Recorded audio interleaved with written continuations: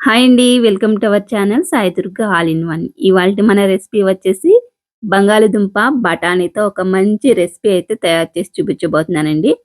ఈ కర్రీ వచ్చేసి రైస్‌లోకి అలానే చపాతీలోకి ఏదైనా రసం, సాంబారు, మజ్జిగ చారు పెట్టుకున్నప్పుడు సైడ్‌గా నంచుకోవడానికైతే చాలా బావుంటుందండి. ఇప్పుడు ఇంకా ఆలస్యం చేయకుండా పొటాటో అండ్ బఠానీ ఫ్రై ఎలా తయారు చేయాలనేది ఇక్కడ చూపించేస్తా రండి. ఇక్కడొచ్చేసి ఒక హాఫ్ కేజీ ఆలుగడ్డలైతే తీసుకున్నానండి. తీసుకొని ఒక మీడియం సైజ్ లాగా ఇలా చిన్న చిన్న ముక్కలుగా కట్ చేసుకున్నాను.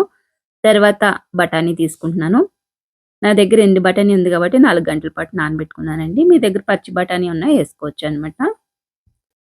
తర్వాత ఇందులోకి కొంచెం ములిగే వరకు నీళ్ళైతే పోసుకున్నాను. పోసుకొని స్టవ్ వెలిగించుకొని ఒక 50% అయితే ఉడికించుకున్నాను. ఇప్పుడు కొంచెం ఉప్పు వేసానండి. అంటే ఈ ఆలుగడ్డలు సరిపోయేంత ఏసాను. మళ్ళా కర్రీలో చూసుకొని లాస్ట్‌లో మళ్ళా వేసుకుందాము. ఇదిగోండి 50% ఉడికిపోయిన తర్వాత ఈ నీళ్ళన్నీ తీసేసి ఆలుగడ్డ, బఠానీ అయితే మనం పక్కకు తీసి పెట్టుకుందాం. నీళ్ళన్నీ జల్లెడలో అయితే వేసేసుకున్నాను. మీకెప్పుడన్నా హడావిడి ఉన్నప్పుడు తొందరగా అయిపోవాలంటే కొంచెం బాయిల్ చేసి వండుకోండి. తొందరగా అయిపోతాయి కర్రీస్ అన్నీ కూడా. ఇప్పుడు స్టవ్ వెలిగించుకొని పాన్ పెట్టుకొని దాంట్లోకి ఫ్రైకి సరిపడగా ఆయిల్ అయితే వేసుకున్నానండి. తర్వాత ఒక స్పూన్ శనగపప్పు, ఒక స్పూన్ మినపప్పు, తర్వాత వచ్చేసి హాఫ్ టీ స్పూన్ ఆవాలు, హాఫ్ టీ స్పూన్ జీలకర్ర వేసుకొని ఒకసారైతే కలుపుకున్నాను. తర్వాత వచ్చేసి కొన్ని వెల్లుల్లిపాయ రేకులు పొట్టు తీసుకొని వేసుకున్నాను. తర్వాత ఎండుమిరపకాయలైతే వేసుకున్నానండి ఒక 3. తర్వాతొచ్చేసి కొంచెం కరివేపాకు కూడా వేస్తున్నాను. వేసుకొని మళ్ళొక్కసారి కలుపుకొని తర్వాత ఒక మీడియం సైజ్ ఉల్లిపాయ పొడవుగా కట్ చేసుకున్నాను. అలానే 2 పచ్చిమిరపకాయలు కూడా వేసుకున్నానండి. వేసుకున్న తర్వాత కొంచెం ఫ్రై చేసుకోవాలి. తర్వాతొచ్చేసి కొంచెం పసుపు వేశాను. పసుపు కూడా వేసుకొని మరొక్కసారి కలిపేసుకోండి. ఇక్కడ చూస్తున్నారు కదా! ఉల్లిపాయ ముక్క బాగా మగ్గిపోయింది. అలాగనే పప్పులు కూడా బాగా వేగినియి కదండీ! ఇప్పుడు మనం ఉడకబెట్టుకున్న బంగాళదుంపల్ని, అలానే బఠానీతో పాటైతే ఇందులో వేసేసాను. వేసేసిన తర్వాత మొత్తం అంతా కూడా కలుపుకోండి. ఇలా కింద నుంచి పైకి అంతా టాస్ చేస్తూ కలిపేసుకున్న తర్వాత మంటనైతే సిమ్‌లోనే ఉంచుకోండి. లేదంటే మాడిపోతాయన్నమాట. అందుకనేసి చిన్నగానే పెట్టుకోండి మంటని. ఇలా మూత పెట్టుకొని మధ్య మధ్యలో కలుపుకుంటూ మనం ఫ్రై చేసుకోవాలి వీటిని. కొంచెం ఆయిల్ ఎక్కువేస్తే ఏంటంటే మీకు పొడి పొడిగా వస్తదనమాట. నేనిక్కడ ఆయిల్ తక్కువేసాను కదండీ! అందుకనేసి కలిపేటప్పటికి ఇది ఇలాగా ముక్కలు ముక్కలా, గడ్డలు గడ్డలు అయిపోతుంది. మీకు ఇలా అవ్వకూడదనుకుంటే కొంచెం ఆయిల్ అనేది ఎక్కువేసుకోవాలి. లేదంటే డీప్ ఫ్రై చేసి కూడా మనం చేసుకోవచ్చనమాట. ఇప్పుడు మనం బొరుగుల ఉప్మాకి చేశానండి పొడి. పుట్నాలు అలానే ఎండుమిరపకాయలేసి పొడి చేశాననమాట. అదైతే కొంచెం ఇందులో వేశాను. తర్వాతొచ్చేసి కొంచెం కారం వేశాను. వేసిన తర్వాత మరొకసారి అంతా కలిపేసుకోండి. పుట్నాలు కొన్ని అలానే ఎండుమిరపకాయలు ఏసి పొడి చేశాననమాట బొరుగుల ఉప్మాలోకి. అది కొంచెం పౌడర్ మిగిలితే ఇప్పుడు ఇందులో వేసేసాను. బావుంటది టేస్ట్ అయితే. లేదంటే పల్లీల పొడి కూడా వేసుకోవచ్చు. అది కూడా బావుంటుంది. ఇప్పుడు ఉప్పు తగ్గిందండి. అందుకని కొంచెం ఉప్పు అయితే వేసుకున్నాను.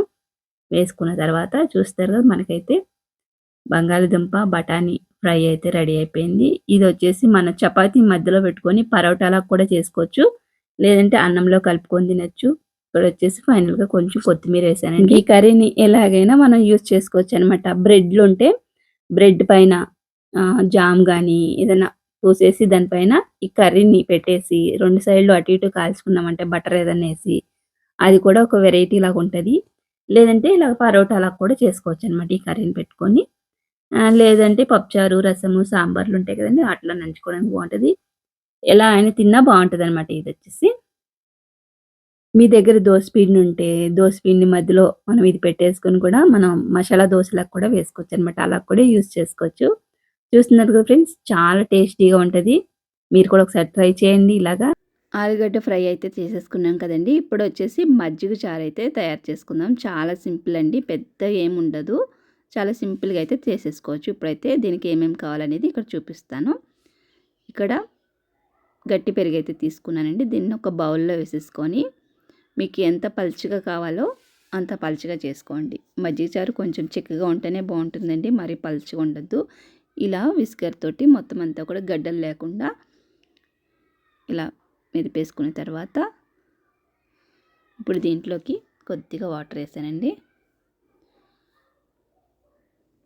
వాటర్ వేసిన తర్వాత ఇప్పుడు దీంట్లోకి ఏమేమి కావాలో చూద్దాం. తాలింపు కోసం కొన్ని ఉల్లిపాయలు ఎక్కువని వేసుకుంటేనే బాగుంటుందండి. ఇక్కడ వచ్చేసి ఈ మాత్రం పలుచగా తీసుకుంటున్నాను నేను, మరీ పలుచగా కాకుండా. ఇప్పుడు ఒక పెద్ద సైజు ఉల్లిపాయని మధ్యలో కట్ చేసి చిన్న చిన్న ముక్కలుగా కట్ చేసుకున్నాను. అలానే పచ్చిమిర్చి, తర్వాత వచ్చేసి కొంచెం కరివేపాకు, వెల్లుల్లిపాయ రేకులు, అలానే మినపప్పు, శనగపప్పు, ఆవాలు, జీలకర్ర అయితే తీసుకున్నానండి. తర్వాత స్టవ్ వెలిగించుకొని ప్యాన్లోకి కొద్దిగా ఆయిల్ వేసుకొని పోపు దినుసులన్నీ వేసేసుకున్నాను. మినపప్పు, శనగపప్పు, ఆవాలు, జీలకర్ర ఉన్నాయండి ఇందులో. తర్వాత వచ్చేసి కొన్ని వెల్లుల్లిపాయ రేకలు, తర్వాత వచ్చేసి కొన్ని ఎండుమిరపకాయలు, తర్వాత పచ్చిమిరపకాయలు కొన్ని ఎక్కువనే వేసుకుంటున్నానండి, స్పైసీగా ఉంటుందన్నమాట. ఇవి కొంచెం లైట్గా వేగిన తర్వాత కొంచెం కరివేపాకు కూడా వేసుకుంటున్నాను. తర్వాత వచ్చేసి ఉల్లిపాయ ముక్కలు కూడా వేసేసుకుంటున్నాను. వేసేసిన తర్వాత వేగిపోద్ది కదండి. ఇప్పుడు ఉప్పు అయితే పెరుగులో వేసేస్తున్నాను. వేసిన తర్వాత ఇప్పుడు తాలింపులో కొంచెం పసుపు కూడా వేసుకొని మరొకసారి వేయించుకొని ఇంకా స్టవ్ ఆఫ్ చేసి వేసుకోవాలండి. లేదంటే పెరుగు ముక్కలు ముక్కలాగా అయిపోద్ది అనమాట. ఇక్కడ నేనైతే బౌల్లోనే వేసేస్తున్నాను. మనం వేయించి పెట్టుకున్న తాలింపుని అంతా తీసుకొచ్చి పెరుగులో వేసేస్తున్నాను. మీకు ఎల్లోగా పసుపు రంగు ఎక్కువ ఉండాలంటే కొంచెం పసుపు ఎక్కువ వేసుకోండి. మజ్జిగ చారు బాగా పచ్చగా కనిపిస్తుంది అనమాట. ఇప్పుడు ఫైనల్గా కొంచెం కొత్తిమీర వేసుకొని ఇంకా సర్వ్ చేసుకోవడం అనమాట. దీంట్లోకి మనం ఆలుగడ్డ టమాటాని ఫ్రై చేసుకున్నాం కదండి, అది చాలా బాగుంటుంది. మీరు కూడా ఎప్పుడైనా ట్రై చేయండి ఇలాగా. ఇందులోకి మజ్జిగ చారులోకి కోడిగుడ్డు పుల్టు కూడా బాగుంటుందండి. ఇక్కడైతే అన్నంలో కొంచెం వేడివేడిగా ఉంది కదా, కొంచెం అన్నంలో కూడా ట్రై చేశాను. అలానే మజ్జిగ చారులో కూడా తిన్నానండి. చాలా అంటే చాలా బాగుంది. మీరు కూడా ఈసారి ట్రై చేయండి. అలానే ఫ్రెండ్స్, మన ఛానల్ ఎవరైనా ఫస్ట్ టైం చూస్తున్నట్లయితే వీలైతే మన ఛానల్ సబ్స్క్రైబ్ చేసుకొని ఫాలో అవ్వండి. అన్ని వీడియోస్ కూడా మీ వరకు వస్తాయి. ఇక్కడ చూస్తున్నారు కదా, మజ్జిగ చారు వేసుకున్నాను. మజ్జిగ చారు కొంచెం చిక్కగానే కాసానండి. లేదంటే ఇంకా మీకు పలుచగా కావాలంటే ఇంకొంచెం పలుచగా కూడా చేసుకోవచ్చు. ఇంకా ఆలుగడ్డ ఫ్రై మాకు ఇంత గడ్డలాగా వద్దనుకుంటే డీప్ ఫ్రై చేసేసుకోండి. ఆలుని డీప్ ఫ్రై చేసేసి బఠానీతో పాటు డీప్ ఫ్రై చేసి తర్వాత కూడా ఫ్రై చేసుకోవచ్చు. వీడియో నచ్చితే లైక్ చేయండి. మరొక రెసిపీతో మళ్ళీ కలుస్తే. Thanks for watching. Bye bye.